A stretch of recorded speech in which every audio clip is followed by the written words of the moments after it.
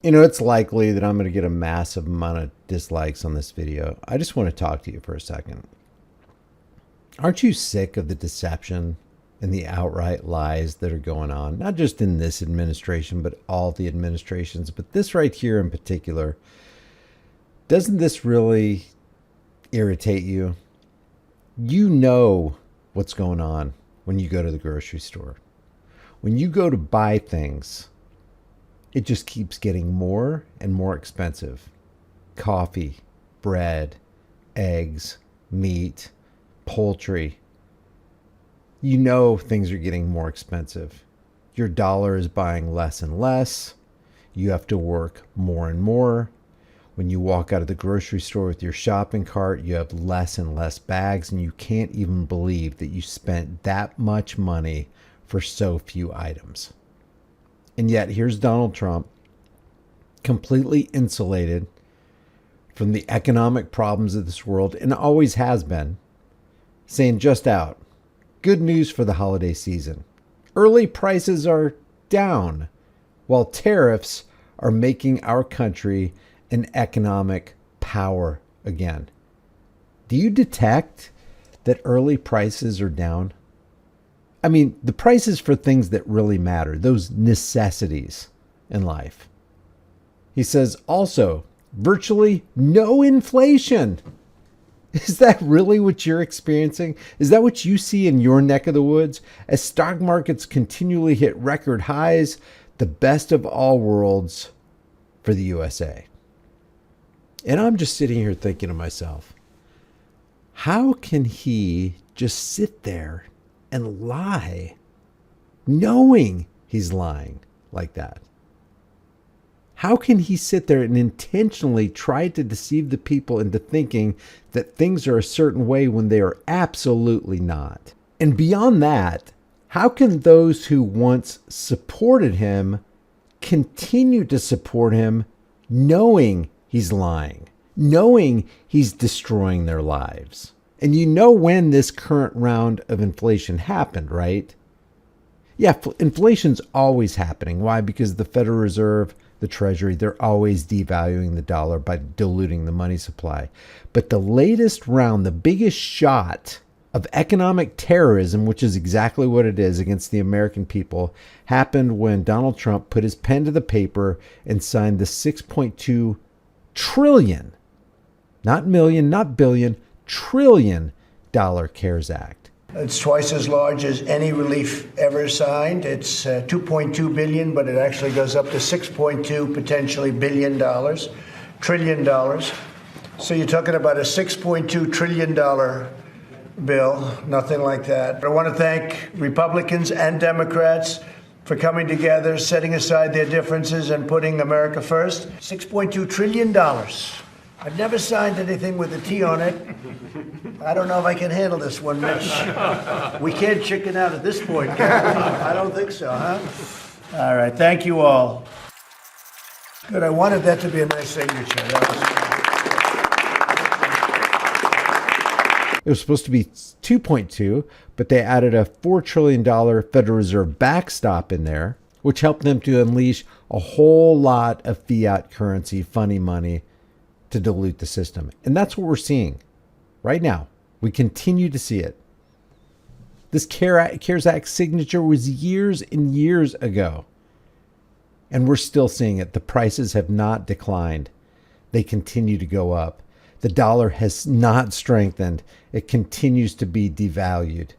You're not working less so that you can enjoy time with your family. You're working more and more and making less and less. And the less and less that you make is buying less and less at the store.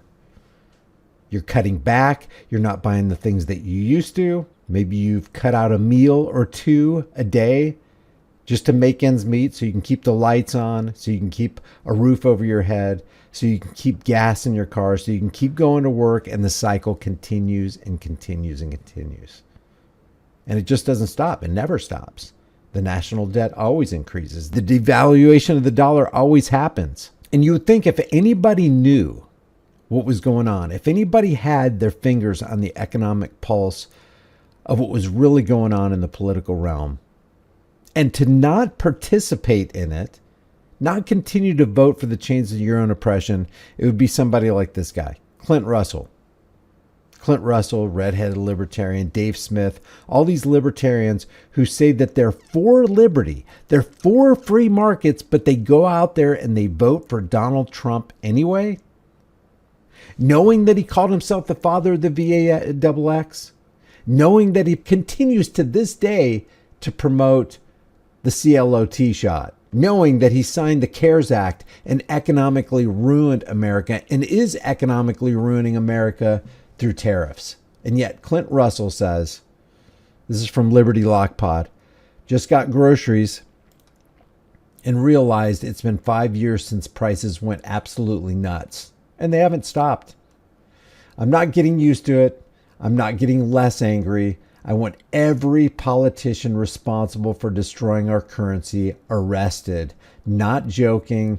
We were robbed. Well, the reason we were robbed, Clint, is because people like you continue to support a system that you know is corrupt. You continue to support a guy that you know called himself the father of the VAXX, that you know was the signatory for the biggest power and wealth transfer in the history of humanity. No one has ever signed a $6.2 trillion stimulus bill. No one. That's the most amount of money unleashed with one signature up to this point in history right now. And people like Clint Russell and Dave Smith and redheaded libertarian and all these libertarians out there who say that they're against the system, they're against the corruption of the system, they're against political psychopathic parasites who always lie to us, and yet they threw their hat in the ring, their voice and their vote of support for Donald J. Trump, the father of the VAXX, the guy who handed over billions and billions and caused companies, corrupt organizations like Pfizer to post record profits. What is going on here? I just wrote, would Liberty Lock Pod also want Donald Trump arrested? Clint and other libertarians voted for Trump. When I brought up the fact that Clint was part of the problem, he unfollowed me. The truth is, Clint is complaining about the very problem he knowingly helped create. He saw what Trump did in his first term, including signing off on the largest power and wealth transfer in the history of mankind, $6.2 trillion stuffed into the CARES Act. That one signature unleashed the beginning of the current round of inflation that we continue to see, the very inflation that Clint is angry about. It's baffling how Dave Smith, Clint, and other so-called libertarians so shamelessly complain about something they brought about. How can we even trust them the next time when someone far more deceptive than Trump comes along? You know what? I bet you anything Clint Russell and Dave Smith and all those others will vote for J.D. Palantir, Peter Thiel. I don't know if we should have humanity endure Vance. They will vote for them. I can't trust that they won't. They will continue to participate in the system. They will continue to get their supporters to vote for the chains of their own oppression. Hey, Clint, you voted for an inflation-promoting, bomb-dropping, big pharma enriching, Israel-supporting son of a you-know-what. And when I say bomb-dropping, in his first term, Donald Trump dropped more bombs per day, every day of his presidency, than even Barack Obama did. Barack drone bomb was able to drop 39 bombs every day of his presidency. Donald Trump bested him with 46. That's according to the air power summary from the Pentagon. Trump should have been arrested long ago with the other political parasites. You voted for inflation, Clint. And these people who continue to say, I didn't vote for that. I didn't vote for that. When you vote for a political parasite, you vote for everything that political parasite is going to do, whether it's good or evil. So when they do evil, when they drop those bombs, when they cause that inflation, when they devalue your currency, when you have to work harder for less, and you walk out of that grocery store with less and less in your shopping cart, you voted for that because you voted for that guy that brought it all about. It's like every bomb that they dropped has your name on it. Every body that's blown apart has your endorsement. Every time that beef goes up or poultry or eggs, it's your fault. You submitted to that. You supported that. No, you didn't say, hey, I want inflation. I want bombs to drop. But you voted for the guy who did it. How do people not understand that you become part of a problem when you play the games of the problem makers? It's the Hegelian dialectic. Problem, reaction, solution. They create a problem, wait for the fear-based reaction, and step in to provide the pre-planned solution they had waiting in the wings the entire time. But these people know better. So how can you trust them when a silver-tongued orator arrives on the scene? Somebody who's smart, somebody who's got a plan, somebody who says all the right things. Even if the guy says all the liberty things right, you still don't want to vote for him because you can't trust him. He's a political parasite. He's a psychopath. He'll be taken into the back room, and the Zio International Banking Cartel and the corporate elitist will have a little sit-down discussion with him, and that president, that vice president, that congressman, that senator, that governor will do the bidding of the corporate elitists. It's happening right now with the AI data centers. They're stealing water and power from communities, and the legislative charlatans are causing the community members to pay for it through all kinds of tax breaks and incentives, just so we'll bring jobs to our region. Yeah, what's that going to cost me? How much are my utilities going to go up? How much extra am I going to pay for electricity next year? How much extra am I going to be paying for water? Because they're going to tap into the water source. They got to use a whole lot of water. They got to use a whole lot of electricity. And oh, by the way, did I mention that the AI data centers are eventually going to create the technology that's going to eliminate your jobs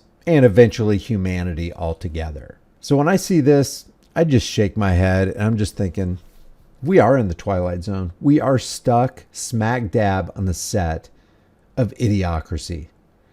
Leave your thoughts about this for the world and the global thought police in the comment section below. I'm serious. If we don't get our heads out of our asses and stick together, I don't care how popular you are. I don't care how much money you're making. I don't care how big your house is or how many cars you got in the garage or how many friends you have or what you think you got in this life, because a government that's big enough to give you everything you want is definitely big enough to take everything you've got.